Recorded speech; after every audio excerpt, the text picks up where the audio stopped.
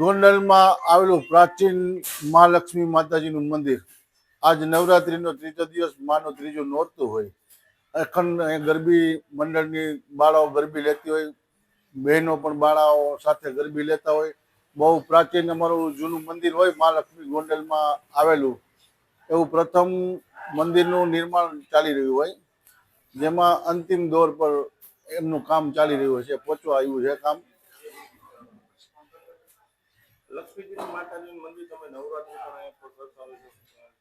ક્યાં કેટલા વર્ષથી નવરાત્રી કરવામાં આવે છે? માતાજીનું મંદિર જે કેટલા વર્ષ જૂનું હતું, થોડુંક શોર્ટમાં જે. ચાલો પાછું પહેલેથી લઉં ને, તમે મને કહેજો. ઓકે.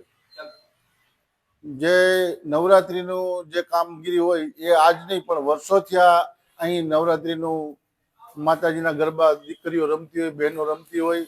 બહુ જૂનું પ્રાચીન આશરે 150 વર્ષની આસપાસ આ મંદિરને થયા હોય એવું લોકોની વાયકા છે. મહાલક્ષ્મી માતાજીનું મંદિરનું બહુ મહત્વ છે. આ મંદિરે ધનતેરસને દિવસે અને દિવાળીને દિવસે બહુ જ માણસની આપમેળે સંખ્યા ઉમટી પડે છે. 9 દિવસ માતાજીની